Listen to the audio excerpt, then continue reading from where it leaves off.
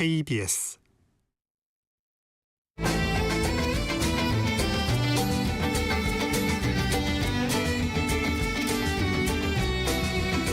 오늘을 함께하며 여러분의 내일을 응원합니다. 성공예감 이대호입니다.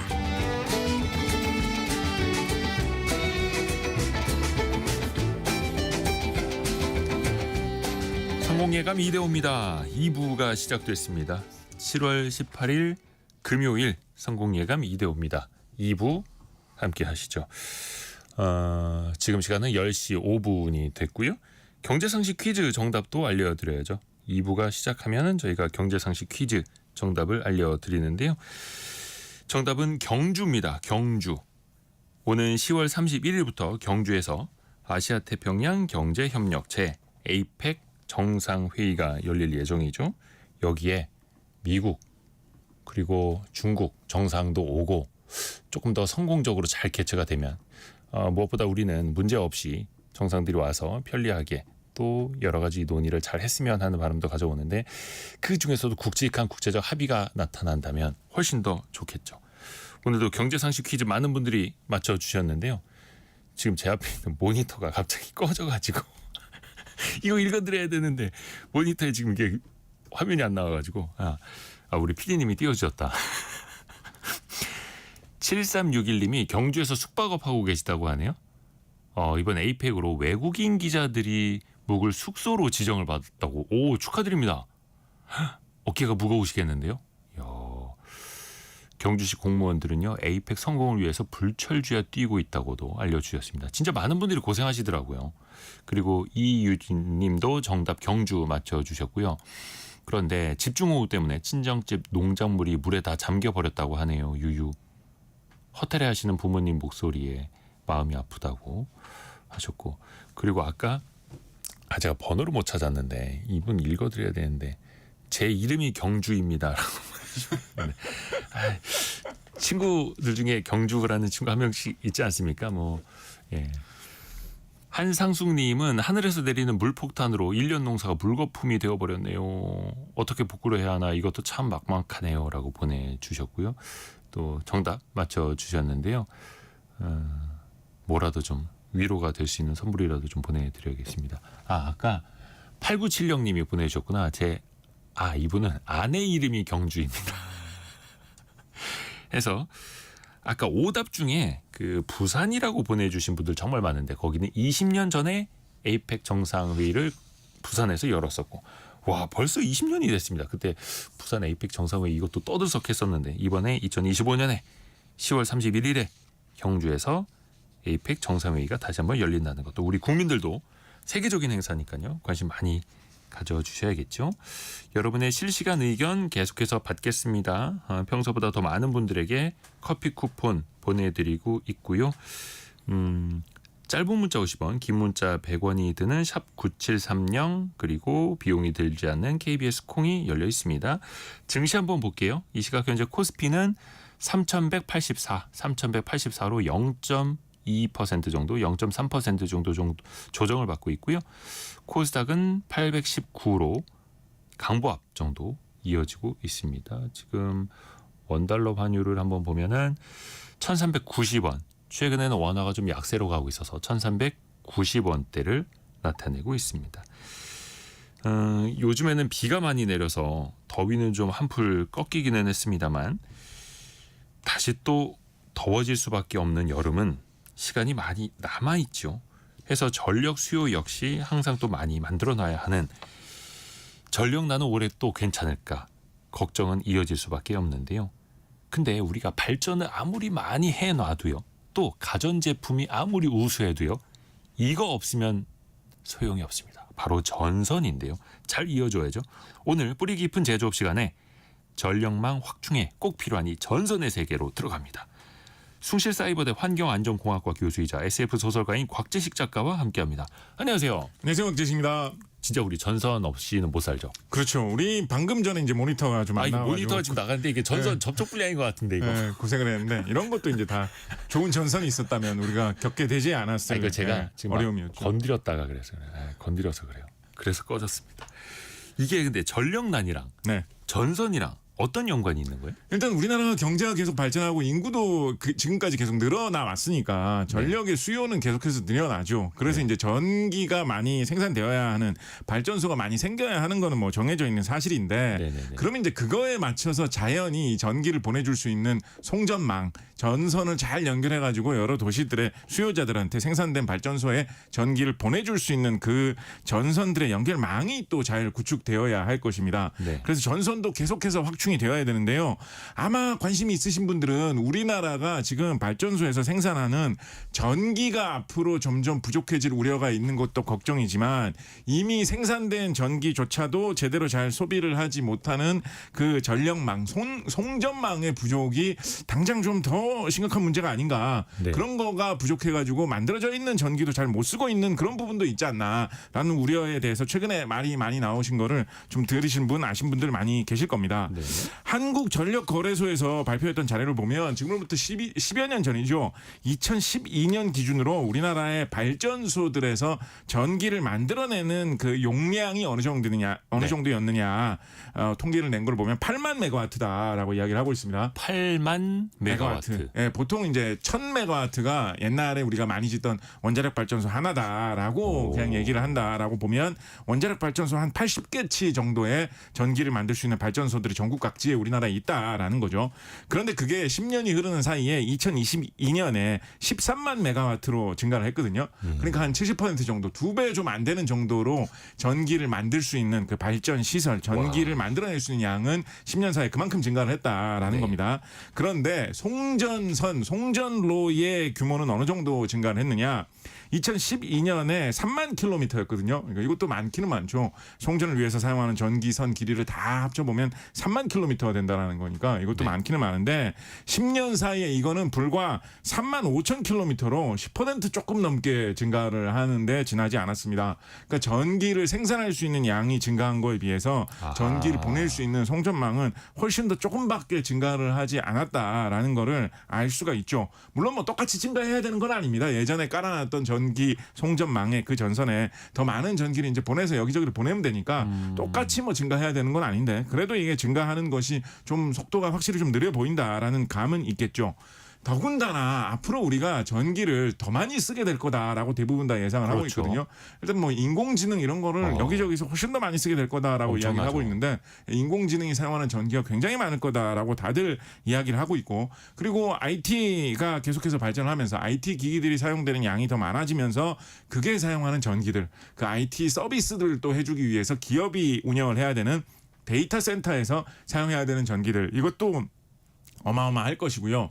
그리고 또 큰 거 하나가 오는 게 앞으로 이제 전기화의 물결이 일어나면서 즉 기후변화의 움직임 때문에 사람들이 전기차를 더 많이 타고 다니게 되면 또 드론을 더 많이 사용을 하게 되면 지금은 휘발유를 태워서 경유를 태워서 사용을 하던 수많은 교통수단들 그리고 뭐 기계류들 이런 것들을 다 전기로 사용하게 되면 그거에 따라서도 어마어마한 전기가 많이 사용이 될 텐데 그러면 전기의 사용량은 더더욱 늘어나게 될 거거든요. 그러니까 그에 따라서 전기를 만들 수 있는 발전소도 늘어나야 되고 전기를 보내줄 수 있는 이 송전망 전선도 늘어나야 된다라는 것은 뭐 상식적인 그런 결론입니다. 그런데 지금도 좀 전선 송전망이 좀 부족하지 않느냐라는 이야기가 좀 계속 나오고 있는 게 발전 관련해서는 이거를 뭐 줄이면 줄일수록 좋다라고 하는데 항상 이 수요처하고 그러니까 전기를 많이 사용하는 곳하고 전기를 만드는 곳 그러니까 전기의 공급처하고 좀 달라질 수밖에 없는 그런 문제들이 좀 있거든요.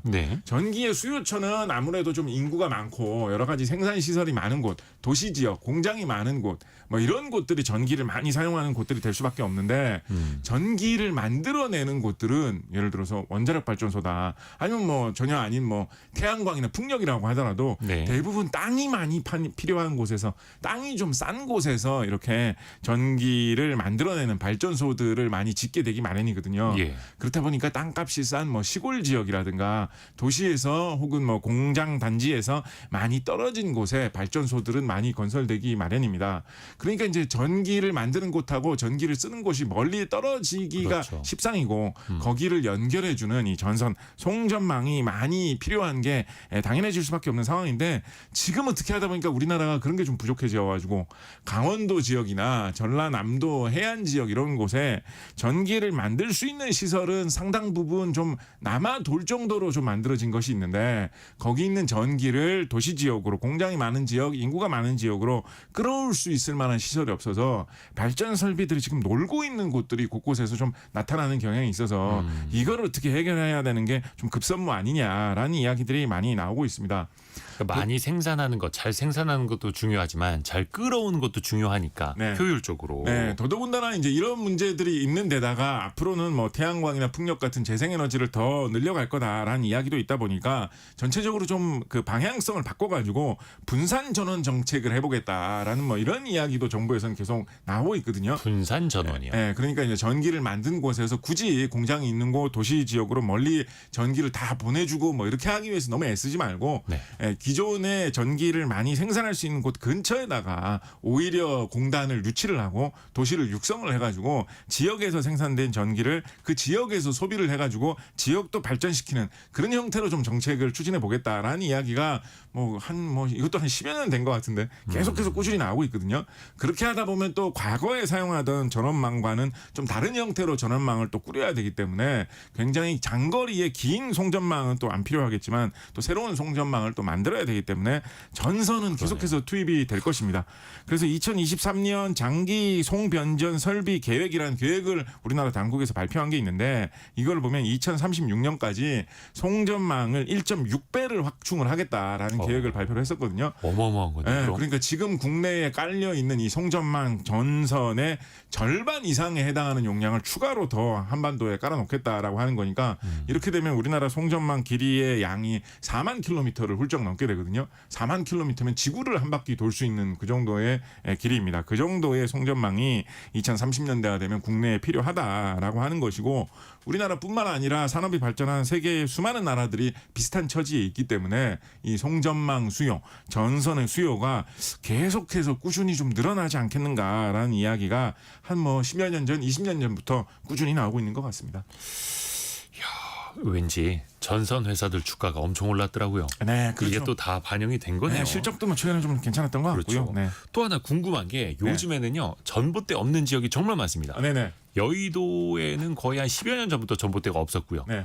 그 전봇대 전기줄 다 어디로 가 있는 겁니까? 네, 사실 옛날부터 도시가 마련되어 있던 서울 같은 곳보다 신도시 지역 같은 데서 이렇게 가만히 보시면 이 지역엔 전봇대가 좀 안 보인다. 그렇죠, 그렇죠. 네, 유심히 생각을 하시면 그런 걸 보시는 분들이 많으실 텐데요. 어느 날 갑자기 둘러봤는데 맞다 전봇대가 없네 네. 생각이 나죠. 네, 요즘에는 이렇게 지하에 전선을 좀 매설하는 그런 쪽으로 좀 많이 진행이 되고 있습니다.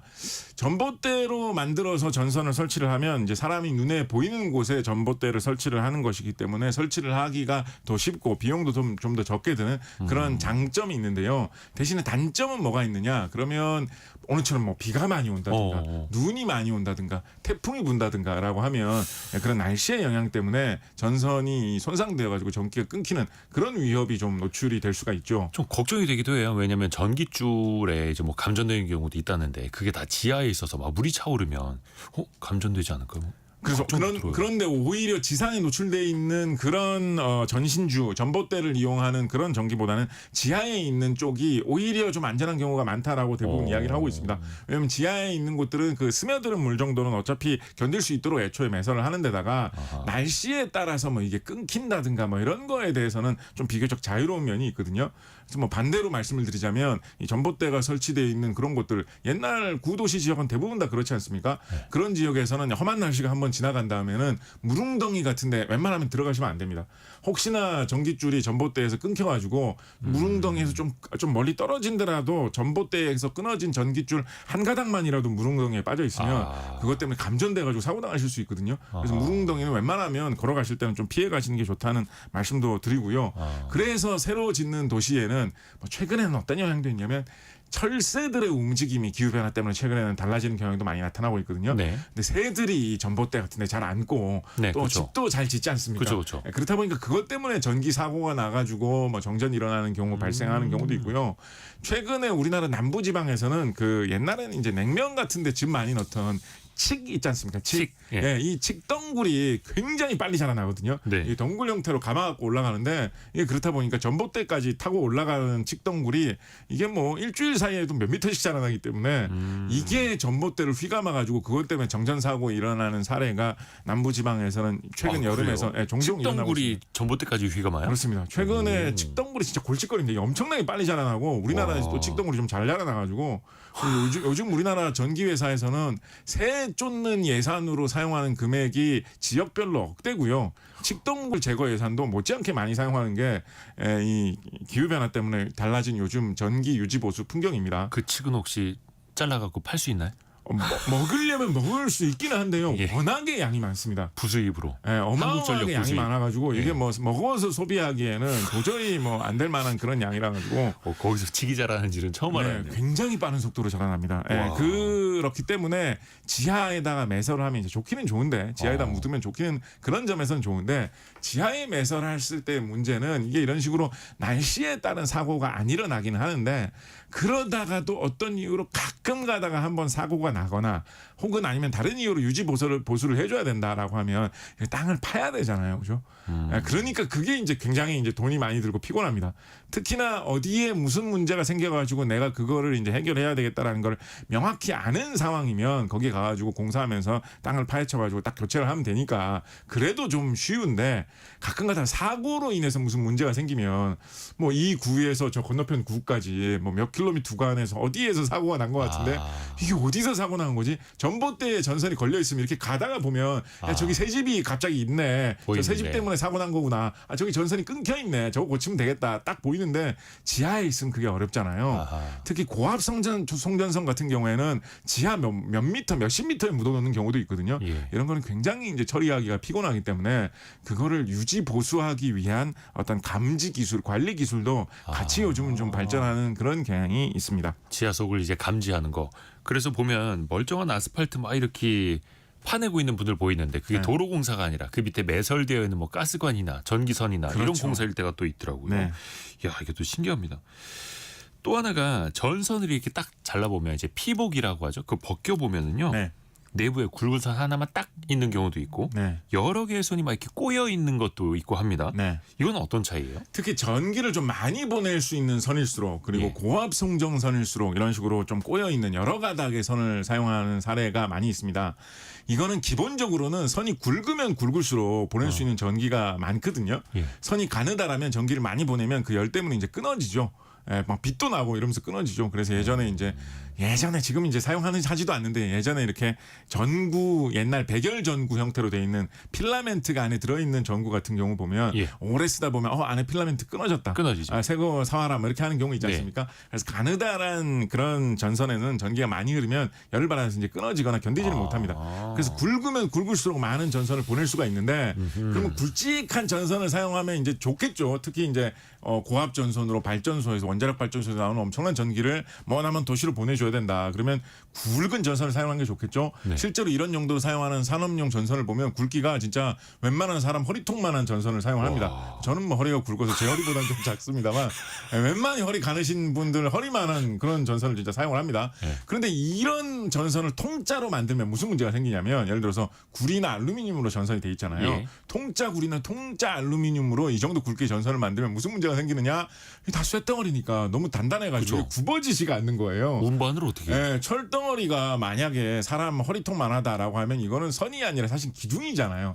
쇠기둥이잖아요. 그러니까 이거를 뭐 어떻게 쇠기둥. 감아 놓을 수도 없고 어디에 이렇게 휘어가면서 설치를 할 수도 없습니다. 예. 그렇다 보니까 마치 이 머리 기신 분들이 이렇게 머리를 땄듯이 좀 가느다란 전선을 이렇게 여러 개를 이렇게 꼬아가지고 따가지고 좀 유연하게. 그렇죠. 눈으로 보기에 굵기가 하나짜리인 전선 같이 보인다고 하더라도 사실은 이 가느다란 구리선을 수십 개를 몇 개를 갖다가 이렇게 따가지고 꼬아가지고 이렇게 연결해 놓은 게 한 덩어리가 되는 경우도 많고요. 용도에 따라서 그런 덩어리진 전선을 뭐 2가닥, 3가닥, 4가닥, 5가닥을 모아가지고 피복에다가 이렇게 한 번 더 포장을 해가지고 굴다란 전선을 이렇게 만드는 경우도 많이 있거든요.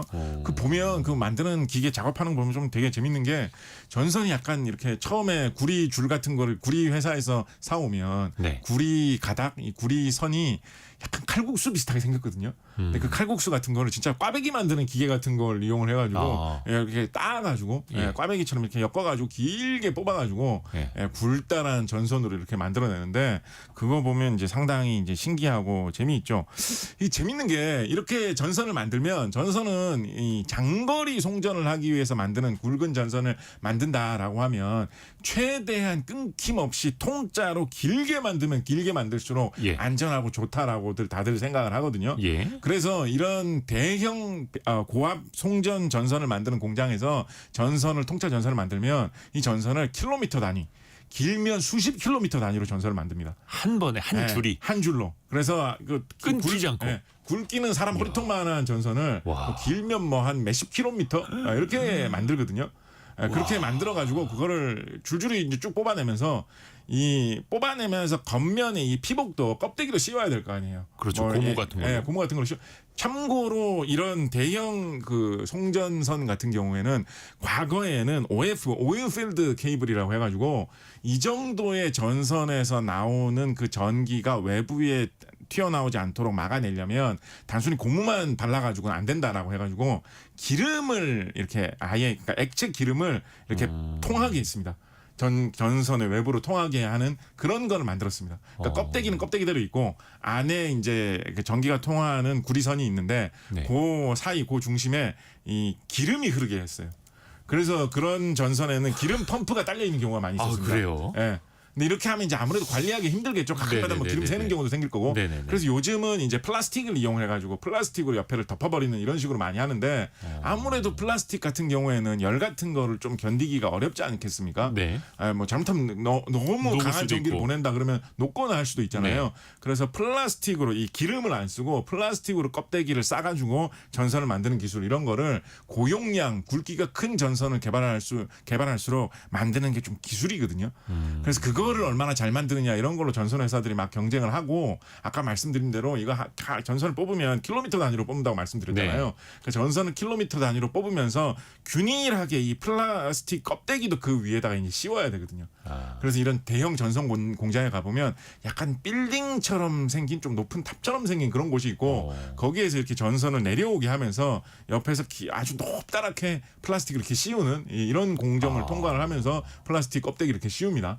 그렇게 해서 씌우고 나면 이제 그 전선을 이렇게 뽑으면 그거를 아주 거대한 실패 같은 데다 이렇게 감아놓거든요. 그 두루마리 같은 거. 두루마리 같은 데 이렇게 줄줄 감아 약간 뭐 실 감듯이 연줄 감듯이 감아놓는데 그 굵기가 사람 허리통만 하기 때문에 그게 감는 것도 일입니다. 감는 것도 어디에서 어떤 정도의 속력으로 어느 정도의 기계로 감아야지 안전한지 뭐 하다못해 그런 이야기도 들은 적이 있어요. 그 감는 장비 위에서 일하시는 분들은 감는 장비가 이렇게 돌아갈 거 아니에요. 천천히 돌지만 그래서 돌다 보면 어지럽다는 거예요, 되게. 그래서 감는 장비에서 일하시는 분들은 뭐 일하시면서 어지러울 만하면 교대하면서 그래야지 멀미가 안 나기 때문에 뭐 그렇게 일하신다라는 얘기도 들은 적이 있는데 그렇게 해서 이렇게 감아서 해가지고 만들고 나면 다시 이제 그거를 배에다가 실어가지고 이제 결국은 고객이 원하는 데까지 보내지 않겠습니까? 그렇게 하기 위해서 보통 그 공정을 따라서 선이 최대한 끊어지면 안 되기 때문에 이런 대형 전선 공장에 가면 이 전선을 다니는 그 통로를 따라서 이 거대한 약간 뭐 육교라든가 통로라든가 이런 게 쭉 만들어져 있어서 전선 공장이 엄청 크거든요. 뭐 축구장 뭐 몇십 개를 합쳐놓은 크기다 뭐 이런 식으로 돼 있는데 그 거대한 공정을 무슨 뭘 하고 비교해 보면 좋을까요? 뭐 거대한 뭐 줄줄이 비엔나라고 할까요?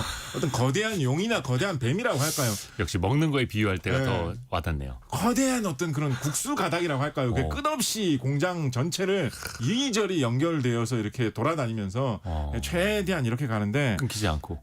최근에 있었던 어떤 좀 기록적인 판매 사례 중에 우리나라 공장에서 판매해서 살펴본 사례를 한번 보면 2022년도에 네덜란드에다가 우리나라 전선을 한번 판매를 한번 대량으로 판매를 한 적이 있었거든요. 네. 그때 당시에 길이 90km짜리 이어지는 전선을 판매를 했습니다. 이런 식으로. 선 하나가요? 하나로 90m로 이어진 전선을. 90km? 90km. 예, 90km. 그러니까 와. 대략 한 서울에서 천안까지 이어지는 한 가닥의 전선을 둘둘 이렇게 말아가지고 그것도 막 기네스 기록이 있겠다. 그 그렇죠? 예, 배에다가 한번 실어가지고 이렇게 보냈거든요. 그러면 그거를 배에다가 실어 놓으면 무게만 한 7,000톤 됩니다. 그러니까 배 한 와. 척에 이 전선 두루마리 한 번 실어가지고 그냥 보내는 거죠. 7,000톤. 7,000톤이면 뭐 자동차 한 3,000대, 4,000대 무게지 않습니까? 예, 그 정도 무게를 전선 하나가. 끊임없이 이어지는 90km의 전선을 이렇게 실어가지고 보내는 그 정도 기술력이 있기 때문에 여기에서 이런 전선 회사들의 경쟁력 야. 차이도 상당히 난다라고 해요. 어떻게 보면 별거 아닐 수도 그러네. 있을 것 같은데 이 전선을 일단 만든 전선을 어떻게 최저의 비용으로 최대한 효율적으로 끊어지지 않고 계속 뽑아가지고 잘 이렇게 감아놨다가 어떤 배에다가 잘 실을 수 있느냐. 거기에서도 이 전선 회사들의 경쟁력이 좀 갈린다고 하거든요. 우리나라가 전선 사업을 상당히 좀 잘하는 편이기 때문에 이런 쪽의 기술도 상당히 좀 잘 그러네요. 갖춰져 있다. 우리가 평소에 보는 전선은 집에서 있는 거 아니면 이런 케이블 정도 아니면 이제 동네에 있는 전기줄 정도밖에 못 보기 때문에 네. 그렇게 거대한 거는 뉴스에서나 보는데 전선 하나가 90km에 이른다고. 와, 엄청납니다. 아까 1771님이었던가요?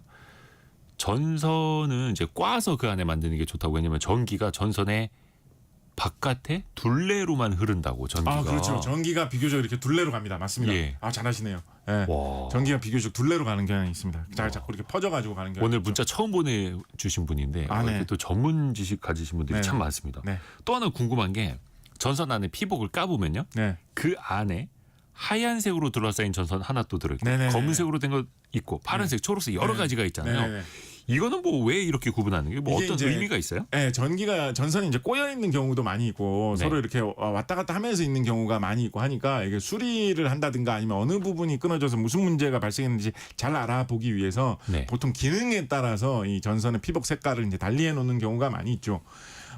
일반적인 그냥 전력 공급용 전선은 이런 거를 조금 덜 해도 되는데 그래도 뭐 직류를 사용하는 전선 그러니까 플러스 극 마이너스 극이 있는 전선 같은 경우에는 어느 전선이 플러스 극 전선인지 어느 전선이 마이너스 전선 극 전선인지 이런 거를 이제 표시하기 위해서 필요한 경우가 있고요. 이게 법칙이 있나요? 무슨 색깔은 꼭 모여야 됩니다. 뭐 이런 거?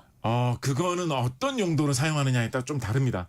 보통 이제 근데 굵은 전선 이 덩어리 케이블 덩어리를 한꺼번에 묻을 때는 뭐 전력용 전선도 묻지만 뭐 통신용 선이라든가 그것도 뭐 광 케이블을 같이 묻는 경우도 있고 여러 가지를 많이 묻기 때문에 그 각각에 따라서 이제 규칙을 좀 달리해 가지고 선 색깔을 좀 달리해서 예를 들어서 뭐 전기는 문제가 없는데 지금 인터넷이 좀 안 된다라고 해가지고 공사를 하러 갔는데 뭐 전기용 선을 배선을 붙잡고 아무리 해집고 있어봐야 좀 무의미한 짓이지 않습니까? 그렇죠. 그래서 그런 것들을 구분을 하기 위해서 안에 피복 색깔을 이제 달리하고 있고 그렇다 보니까 이제 영화 같은데 보면 항상 이제 시한폭탄 같은 걸 해체를 할 때 빨간 선을 잘라야 되냐, 파란 그쵸. 선을 잘라야 되냐 이런 얘기를 맨날 하는데. 다이아드에 나오죠.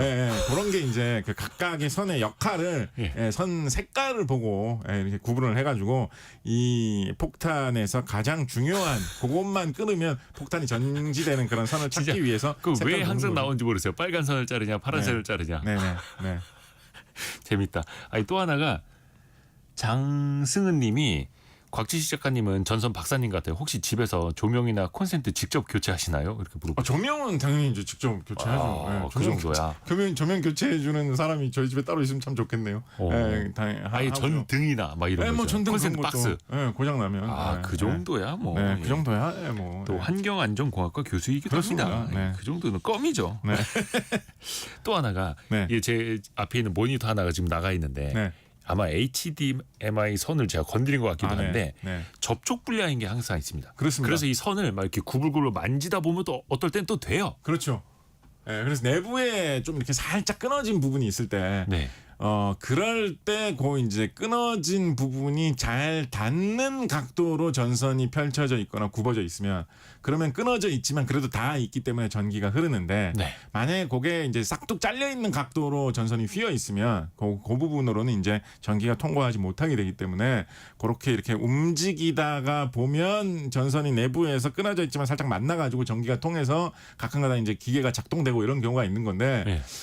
그냥 뭐 웬만하면 이런 경우는 교체하시는 게 좋습니다. 왜냐하면 우리가 그냥 뭐 신호용으로 사용하는 아까 말씀하신 HDMI 케이블이나 뭐 이어폰이나 이런 거는 큰 상관이 없지만 전기를 많이 사용하는 전력을 많이 사용하는 제품들인 것 같은 경우에는 이런 경우에 이 전선이 안에 내부에서 끊어져 있어서 훨씬 더 가느다란 굵기로만 겨우 닿아 있는 데서 전기가 흐르면 과거 예전보다도 더 열이 더 많이 날 수 있거든요. 그럼 그것 때문에 혹시나 무슨 문제가 생기거나 뭐 선이 녹거나 잘못하면 뭐 화재 위험이 생기거나 할 수가 있기 때문에 이렇게 뭐 어떨 때는 되고 어떻게 굽히면 안 되고 이런 게 있을 때는 뭐 다시 아까 말씀드린 대로 뭐 저용량의 제품 신호연 선인 것 같은 경우에는 뭐 불편을 감수하고 쓰시겠다면 쓰셔도 되는데 아닌 경우에는 웬만하면 그런 경우는 교체를 하시는 게 더 안전합니다. 간혹 뭐 핸드폰 충전기나 이런 거 보면은 충전기 자체가 뜨거워지는 경우도 있거든요. 네. 그런 거는 좀 안 좋은 신호예요? 그거는 뭐 원래 뜨거워지는 경우도 있고요. 그 네. 내부에서 이제 변압하면서 이제 뜨거워지는 경우도 있기 때문에 그건 원래 어느 정도 온도가 올라가는 거를 감수를 하면서 견디는 경우도 있고요. 예를 들어서 우리나라에서 최근에 HVDC 케이블이라고 해가지고 새롭게 좀 개발된 그런 고압 전선인데 그 고압 전선 같은 경우에 세계 최대 용량을 개발했다라고 해가지고 몇 달 전에 좀 이렇게 화려하게 좀 이 보도도 하고 했던 적이 있거든요.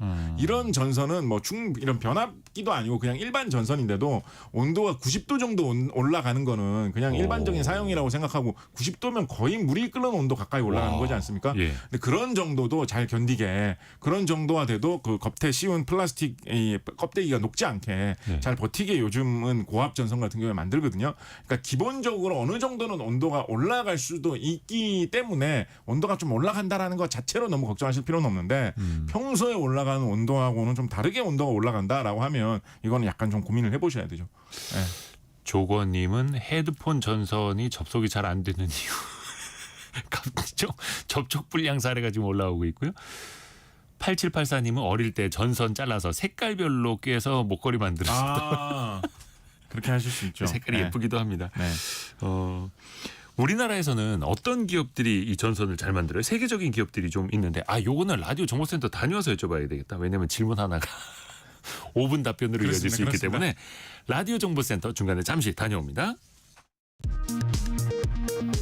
그제부터 오늘 오전까지 수도권과 충청, 호남 지역 등을 강타한 집중호우로 4명이 숨지고 1명이 실종됐으며 주민 5천여 명이 대피한 것으로 집계됐습니다. 도로 침수와 제방 유실 등 400여 건의 시설 피해가 발생했고 도로 400여 곳의 통행이 제한됐습니다. 또 철도 7개 구간, 여객선 2개 항로가 중단됐습니다.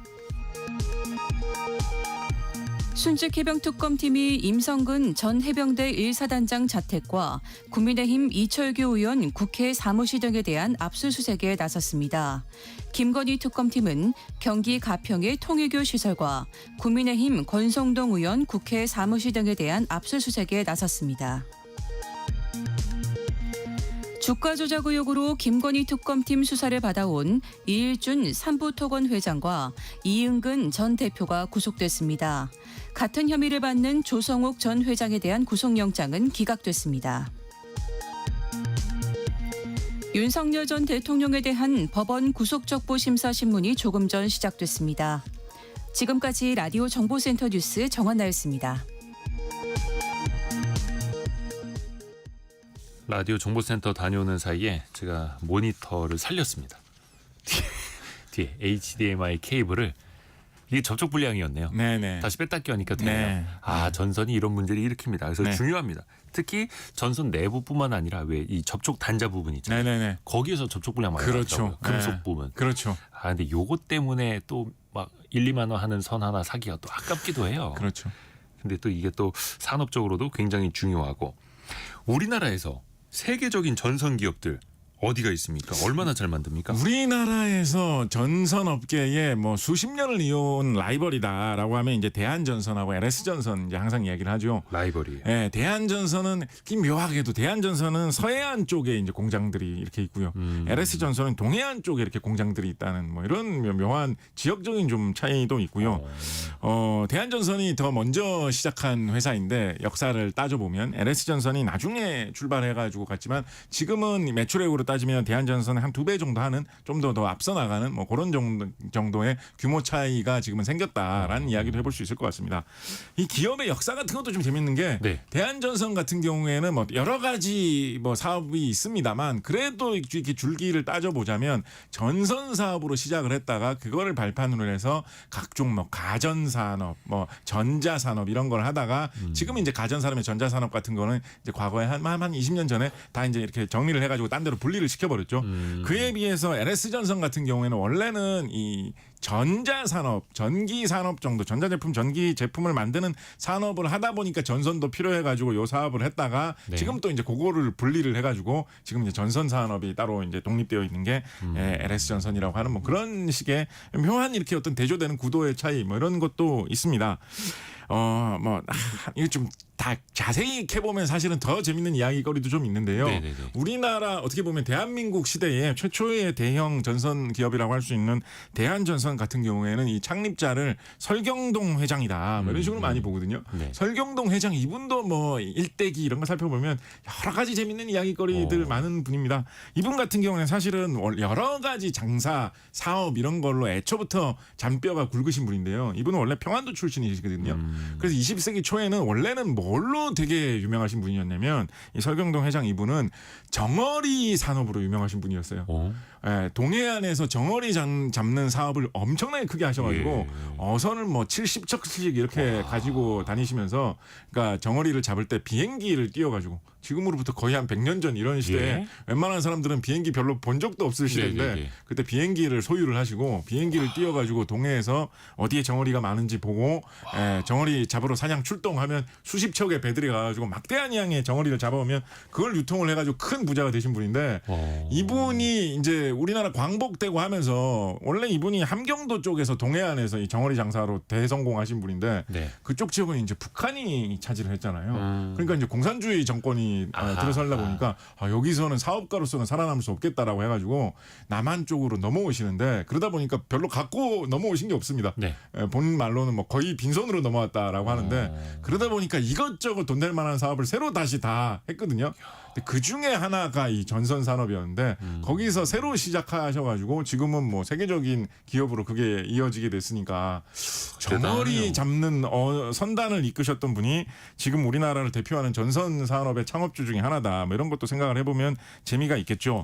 근데 이 회사보다 이제 경쟁사인 동해안에서 사업을 하는 이 회사가 매출 규모는 이제 좀 더 큰데 이 회사 같은 경우에는 거의 세계 정상권에 있다라고 할 수 있는 게 세계적으로 전선 산업에서 매출이 가장 큰 전통적인 매출이 가장 큰 회사라고 하면 흔히 이제 이탈리아 회사를 많이 이야기를 하거든요.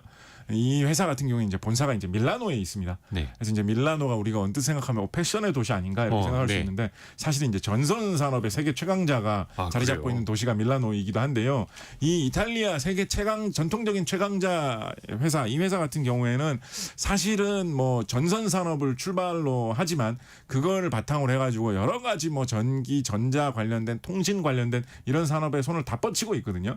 그래서 그거를 다 합계한 매출에서 되게 매출이 많이 나오는 거기 때문에 전선 산업 매출로만 보면 결코 우리나라 1위 회사가 세계 1위 회사에 그렇게 뭐 뒤처진다고 할 정도 수준이 아닙니다. 세계적인 수준이다 이제. 세계적으로 전선 강국이라고 하면 이탈리아, 프랑스, 뭐 미국, 일본 뭐 이런 나라들, 네덜란드 뭐 이런 나라들 많이 이야기를 하거든요. 근데 이런 나라들에 비해서 우리나라 정상급 기업이 매출 규모로 그렇게 뒤처지지가 않는다라고 이야기를 해볼 수가 있을 것 같습니다. 보통 우리나라 수출 산업에 대해서 집계를 할 때는 이 전력 관련된 산업이라고 해가지고 전선하고 변압기를 같이 좀 집계를 합니다. 근데 작년 같은 경우에 우리나라의 전선하고 변압기 수출량이 한 12조 원 정도 나왔다라고 이야기를 하거든요. 최근에 이제 우리가 소비자 제품이라서 조금 더 친숙한 화장품 같은 경우에 우리나라 화장품이 세계적으로 엄청나게 잘 된다라는 이야기가 그 지난 한 10년간 있지 않았습니까? 화장품 수출이 한 13조 뭐 이렇게 14조 뭐 이 정도 이야기를 하기 때문에 뭐 세계 K-뷰티 세계 요즘 최강으로 가고 있다라고 하는데 그거 정도를 전선하고 변압기 팔아가지고 또 수출을 하고 있는 거다라고 보시면 될 정도로 우리나라가 전선 산업에서 나름대로 좀 강자라면 강자, 규모가 예, 와, 엄청나네. 상당히 이걸 좀 지켜서 더 잘 키워볼 만한 그런 정도의 산업입니다. 요거 말씀 나온 김에 이제 조금만 더 말씀드려보면 나름대로 우리나라가 전선 산업을 좀 잘해볼 만한 약간 갖다 붙이식 이야기이긴 한데요.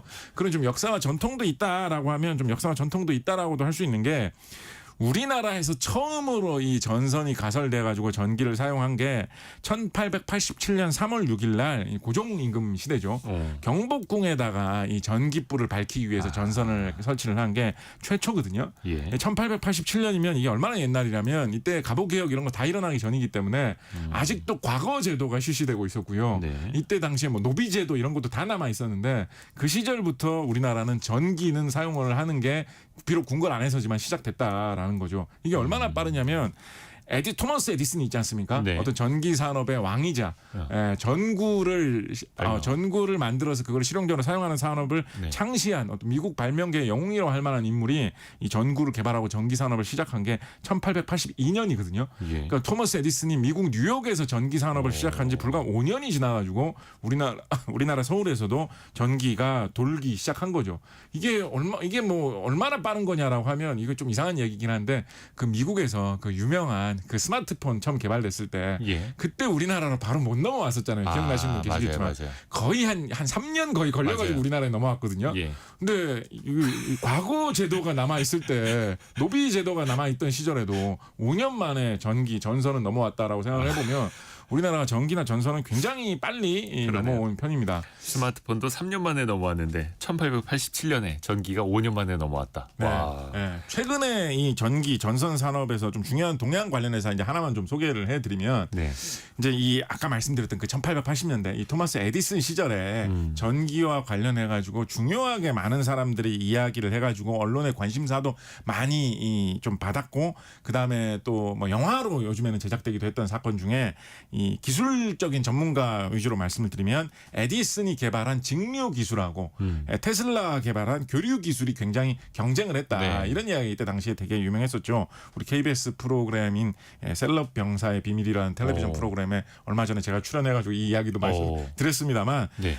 그때 당시에 뭐 선발 주자였던 에디슨이 직류 기술 그러니까 플러스 마이너스 극이 있는 이 배터리에서 나오는 전기 같은 그런 전기죠.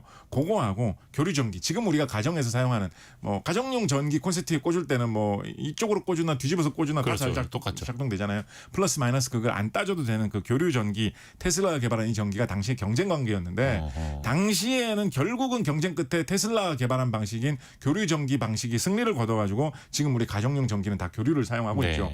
교류를 사용한 교류의 가장 큰 장점은 변압이 쉽기 때문에 아하. 고압으로 변압을 시키면 고압선을 이용해서 멀리까지 전기를 보내기가 좋다. 세게 보내고. 라는 것 때문에 이게 이제 승리를 거두었던 거거든요. 다른 여러 가지 단점들이 있는데 극성이 없기 때문에 사용하기도 불편하고 뭐 여러 가지 주변에 혼선 같은 주변에 영향을 미치는 발생할 수도 있고 여러 가지 단점이 있는데도 기계도 복잡해지고 이런 문제가 있는데 그런데 계속해서 기술이 발전하다 보니까 요즘에는 각종 전기, 전자, 반도체 기술이 많이 발전을 해가지고 요즘은 직류도 고압으로 많이 올려가지고 보내는 게 충분히 가능하다라는 이야기가 많이 나오고 있습니다. 네. 그래서 최근에 많이 사용하는 말이 HVDC, 하이 볼티지 디렉트 커런트라는 이야기가 많이 나오고 있어가지고 고압 직류 송전이라는 말을 많이 사용하고 있거든요. 네. 그래서 과거에는 고압선의 전기를 태우려면 무조건 교류를 사용해야 된다라고 생각하던 게 에디슨과 테슬라가 대결했던 1800년대 말 이후의 상식이었는데 지금은 기술이 발전해서 고압선에도 직류도 태울 수 있다 이렇게 돼가지고 더 간단한 직류를 오히려 고압선에서 태워보내면 효율이 높아지는 점들이 많이 생긴다라고 해가지고 이쪽으로 요즘은 전력망을 좀 더 많이 만들고 좀 더 새롭게 만들고 있는 그런 추세가 있습니다. 그러니까 교류로 보내는 것보다 직류로 보내는 게 조금 더 효율적이다. 그렇습니다. 전기 손실이 네. 없다. 그래서 요즘 뭐 HVDC용 뭐 여러 가지 기구, 전선 이런 것들이 새로운 시장으로 많이들 좀 부각이 되고 있거든요. 그래서 아까 말씀드렸던 대로 국내의 전선 회사에서 세계 최대 용량의 HVDC 전선을 개발했다라는 것도 뭐 이렇게 많이도 이렇게 좀 자랑을 하고 있고 이렇게 되는 거고요. 국내 기술로 만든 HVDC 전선 같은 경우에는 요즘에는 이 DC 직류 전선인데도 52만 5천 볼트까지 보낼 수 있는 그런 정도의 고압선을 만들어 가지고 사용을 하거든요. 50만 볼트면 우리 이제 뭐 피카츄가 100만 볼트라고 하지 않습니까? 그 두 가닥만 있으면 피카츄도 버틸 수 있는 거예요. 예, 일본에서 피카츄가 와가지고 100만 볼트 전기를 뿜어도 우리나라 전선회사에서 개발한 전선 두 가닥만 있으면 그 전기를 쫙쫙 뽑아가지고 사용할 수 있을 정도의 기술력에 지금은 도달했기 때문에 예. 이런 것들이 좀 많이 사용되고 있는 추세이기도 하고 어떻게 보면 새롭게 시대가 바뀌면서 테슬라에게 패배했다라고 생각했던 에디슨이 지하에서 저승에서 이 소식을 듣고 있다면 다시 나의 시대가 지금 150년 정도 만에 돌아왔구나. 거봐 그게 맞다니까. 뭐 이런 얘기를 할 수도 있지 않을까. 뭐 이런 제가 상상도 알기로는 해봄직하죠. 에디슨이 사실은 그냥 학자나 발명가보다는 사업가에 가까웠다 그렇죠. 하더라고요. 욕심도 맞습니다. 많았고 해서 네. 당시 테슬라 방식의 그 교류가 위험하다라는 걸 알리려고 그 방식으로 막 코끼리도 죽이고 막 그랬다 하더라고요. 네. 그런 면도 있었습니다. 아 이거 곽재식 작가님이 좀 모르는 걸 여쭤보고 싶은데 네. 한관웅님이 네. 이분 전문가십니다. 어릴 적에 아버님께서 전기 재료 도소매 가게를 하셨습니다. 그때는 전선 굵기를 싱이라고 했었어요. 30싱, 50싱 이런 식으로요. 싱이 무슨 뜻일까요? 이거 궁금해지네요. 모르겠네요. 드디어 뭘까요? 드디어 우리가 이거 찾아보면 나올 것 같은데. 한관웅님께 선물 보내드려야 됩니다. 네. 드디어 곽재식 작가님이 모르는 거에 대한 질문이 나왔다라는 거. 요즘은 그냥 굵기 밀리미터로 얘기하죠. 요즘은. 드디어 싱 우리가. 뭘까요? 신기하네요. 네. 성공했습니다. 이거 시간이 벌써 다 돼가고 벌써 있는데 그렇군요. 해저 케이블 얘기 들어가야 되는데 네. 이거 진짜 할 얘기 정말 많지 않습니까? 네, 해저 케이블 얘기 그럼 짧게만 좀 해볼까요? 이게 해저 네. 케이블 정말 바다 밑에 거의 다른 대륙까지 이어져야 하는 거잖아요. 그렇습니다. 해저 케이블 다른 나라 사이에 뭐 해외로 전기를 보내거나 아니면 뭐 통신을 할 때도 케이블을 연결을 해가지고 바다에다 깔아야 되니까 지금 우리가 사용하는 뭐 인터넷이라든가 이런 것도 결국은 다 해저를 통해서 바다 밑에 연결된 전선을 이용해서 주고받는 그런 통신량이 절대적이죠. 그래서 특히나 우리나라 같은 경우에는 뭐 지상으로 연결된 통신망이 사실은 없기 때문에 절대적으로 모든 해외와의 통신을 사실은 다 해저 케이블에 의존을 한다라고 그렇죠. 볼 수가 있겠습니다. 그래서 예전부터 해저 케이블이 중요했고요. 지금은 또 여기에다가 추가로 어떤 수요도 많이 나오고 있냐면 최근에 이제 재생에너지가 많이 등장을 하면서 네. 해상 풍력, 해상 태양광 이런 게 계속 생기고 있잖아요. 바다 위에 띄워놓자. 네, 그러면 해상 풍력을 뭐 한 번 세우면 뭐 몇백 개, 몇천 개를 설치를 할 때도 있는데 그럼 해상 풍력을 하나 설치를 할 때마다 거기에 있는 전기를 끌어오기 위해서 육지까지 해저 케이블로 바다 밑에서 전선을 다 연결을 해야 되거든요. 그렇다 보니까 이 해저 케이블 수요가 계속해서 늘어나고 있다라고 해가지고 국내의 전선 회사들이 이 해저 케이블 쪽에도 투자를 많이 하는 편입니다. 네. 바다 밑에 놓는다라고 하면 이거 바다 밑에 뭐 수십 미터 수백 미터 깊이의 전선을 묻어놨는데 이게 고장 나면 이 고치기도 난감하잖아요. 그래서 훨씬 더 튼튼하고 오래가고 바다의 이 짠물을 견딜 수 있는 거를 설치를 해야 되니까 이거를 개발하는 것도 전선 자체를 개발하는 것도 생각할 게 많이 있고요. 여기까지 들어야겠네요. 여기까지 들어가겠습니다. 해저 케이블 얘기하다가 이제 바다에 발가락만 담갔습니다. 네네. 이 이야기 다음번에 좀 이어가면 더 좋을 것 같네요. 네네. 곽지식 작가와 함께한 전선의 세계였습니다. 고맙습니다. 감사합니다. 감사합니다. 내일은 토요일이죠. 별책 부록이 찾아가는 날입니다. 돈줄 상담소 우리 함께하고 있는 김경필 머니 트레이너와 함께 결국 당신은 아파트를 사게 된다라는 책을 또 같이 한번 읽어보시죠. 일라디오 그리고 유튜브에서 동시에 만나실 수 있습니다. 성공의 감은 오늘도 여러분을 응원합니다.